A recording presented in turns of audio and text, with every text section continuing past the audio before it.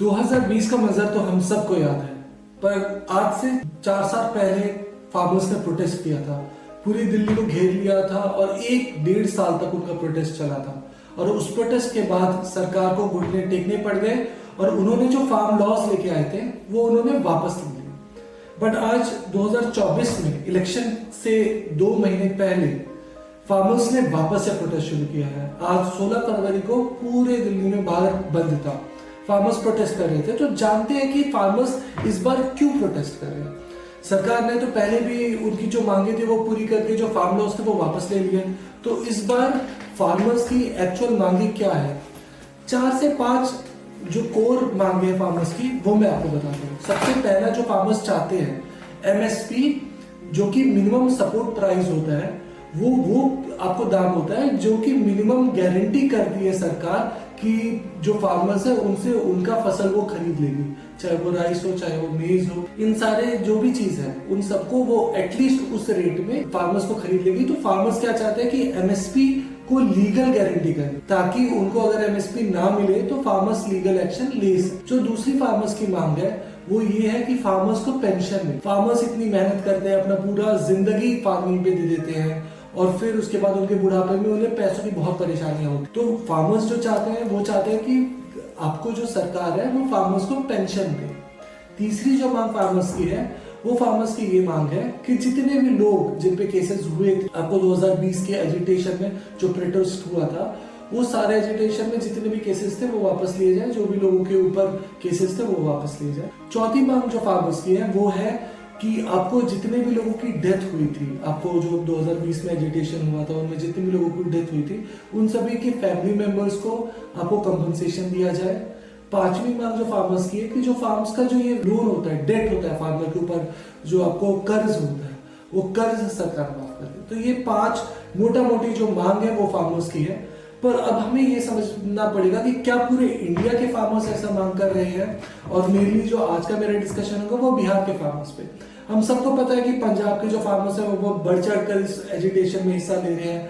आपको हरियाणा के फार्मर्स है वो बढ़ चढ़कर एजिटेशन में हिस्सा ले रहे हैं। यूपी के भी जो आपको वेस्ट पार्ट ऑफ यूपी है वहां के भी आपको जो फार्मर्स है वो बढ़ चढ़कर हिस्सा ले रहे हैं। लेकिन अगर आप ईस्टर्न साइड में जाइएगा, बिहार के बंगाल के फार्मर्स आपको इसमें ज्यादा हिस्सा नहीं ले रहे। ऐसा क्यों? जो सबसे बड़ी चीज है कि बिहार के फार्मर्स इसमें क्यों नहीं हिस्सा ले रहे हैं वो ये है कि जो एमएसपी का कॉन्सेप्ट है, मिनिमम सपोर्ट प्राइस का जो कॉन्सेप्ट है, वो बिहार में उतने अच्छी तरीके से लागू हुआ ही नहीं। 2006 में जो एपीएमसी एक्ट था वो आपको बिहार से हटा दिया गया था। तो ये जो आपको एमएसपी है बिहार में ज्यादा लोगों को मिलता नहीं है। इस वजह से जो सबसे बड़ा मांग है फार्मर्स का कि लीगल गारंटी मिले एमएसपी का, क्योंकि पंजाब और आपको हरियाणा के फार्मर्स एमएसपी से बहुत उनको फायदा मिलता है, बहुत उनको हिम्मत मिलती है। वो चीजें बिहार में है नहीं, इस वजह से बिहार के फार्मर्स को उतना बड़ा परेशानी नहीं है। इसलिए वो इस जो फार्मर्स का प्रोटेस्ट है तो आप बहुत कम देखेंगे कि बिहार के फार्मर्स इस प्रोटेस्ट में बहुत बढ़ चढ़कर हिस्सा ले रहे हैं। दूसरा जो चीज है, आपको जो हरियाणा पंजाब है इसमें आपको कुछ कुछ क्रॉप्स की मोनोपोली है, ज्यादा डाइवर्सिफिकेशन नहीं है। राइस हो गया, व्हीट हो गया, ये सब ज्यादा उगाया जाता है। पर बिहार में बहुत ज्यादा डाइवर्सिफिकेशन है क्रॉप्स की।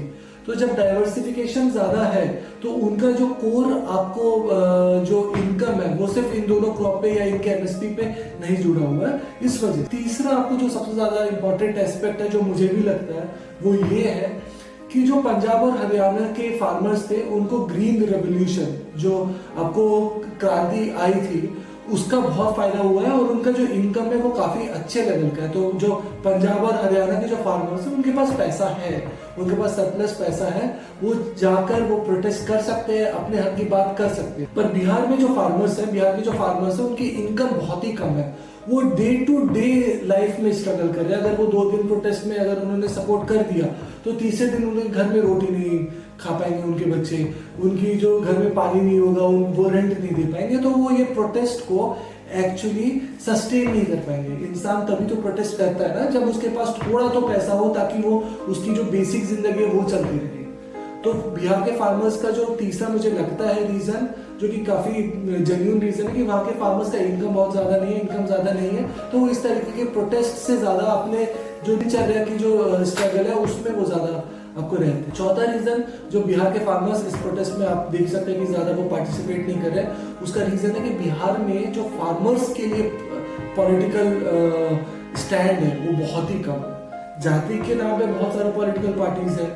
पंजाब हरियाणा में जो पॉलिटिशियंस हैं, जो पॉलिटिकल यूनियंस है, वो फार्मर के बहुत ज्यादा स्ट्रॉन्ग है। बिहार में पॉलिटिकल यूनियंस फार्मर्स के इतने ज्यादा स्ट्रॉन्ग नहीं है, maybe because of the financial reason, maybe क्योंकि वो बहुत नीची जाति के भी होते हैं कभी कभी और उनका आपको दबदबा नहीं होता। तो ये 3-4 रीजन है जिसके वजह से बिहार के फार्मर्स आप नहीं देखेंगे कि इस प्रोटेस्ट में इतना ज्यादा हिस्सा ले रहे हैं। पर इसका ये मतलब नहीं है कि बिहार के फार्मर्स परेशान नहीं है, पंजाब के फार्मर्स परेशान नहीं है, हरियाणा के फार्मर्स परेशान। अब ये जो भी मांगे हैं, उन मांगों में सोल्यूशन क्या हो सकता है, चलिए उस पर बात करते हैं। जो सबसे पहला जो मांग है एमएसपी का, हर एक इंसान का अलग सोच हो सकता है और मैं उसकी पूरी रिस्पेक्ट करता हूँ। मेरा भी एक अलग सोच है। मेरी जो सोच है वो ये है कि एमएसपी लागू होना चाहिए, क्योंकि जो फार्मिंग है, फार्मिंग आपको एक 3 महीने, 4 महीने, 5 महीने का प्रोसेस है जहाँ पे कि बहुत ज्यादा उनका टाइम लगता है, उनका एफर्ट्स लगता है, उनका पैसा लगता है। और जब एक बार फसल आ जाती है, अब वो फसल मार्केट में जाती है, वो फसल जब मार्केट में जाती है तो कुछ कैपिटलिस्ट लोग अगर वो चाहे वो एकजुट हो तो ये फसल का दाम बहुत कम कर सकते हैं। तो एटलीस्ट फार्मर्स को कम से कम मिनिमम गारंटी होना चाहिए उनकी मेहनत का, जो वो कर रहे हैं, उनकी जो पैसे वो लगा रहे हैं। तो एमएसपी को लीगल राइट होना चाहिए, ये मेरा खुद का मानना है। बाकी दूसरे लोगों के अलग मानना हो सकता है और मैं उसकी रिस्पेक्ट करता हूँ। दूसरी बात पे आता है जो कि बैंक के जो लोन है वो वेरिएट की बात करते हैं। जो भी कर्ज है फार्मर पे, देखिए कर्ज किसी के ऊपर भी होता है, वो उसकी पूरी जिंदगी बर्बाद कर सकता है, उसकी फैमिली की जिंदगी बर्बाद कर सकता है। पर अगर हमने सारा कर्ज माफ कर दिया तो ये एक आदत ना बन जाए। आदत से बड़ी बात है कि कुछ जो दुष्ट लोग हैं वो इसका फायदा उठाने लग जाएंगे।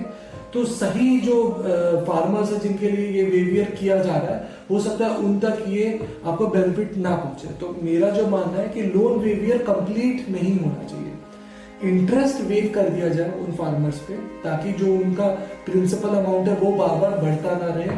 और बाकी सरकार को और जो हमारे बड़े इंडस्ट्रियलिस्ट हैं उन्हें फार्मर की हेल्प करनी चाहिए, ताकि वो ये जो लोन है वो कमाकर जल्द से जल्द इसको चुकता कर सके।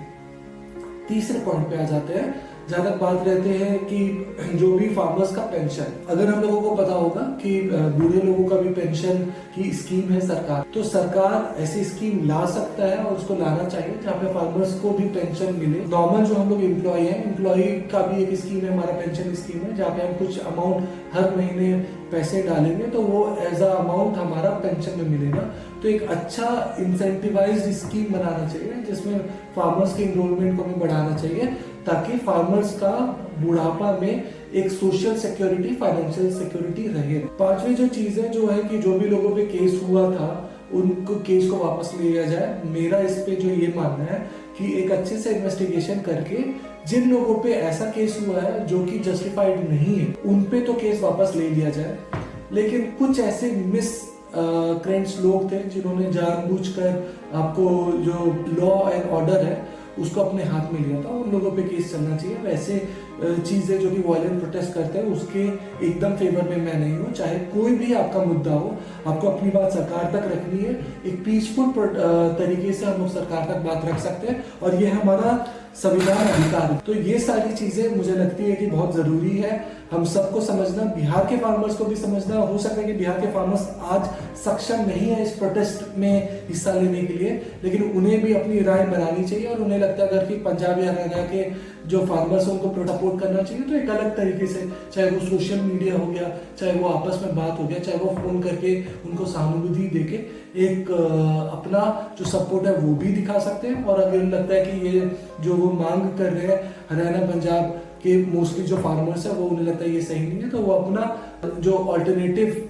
उनका जो मुद्दा है वो भी। जय हिंद, जय भारत।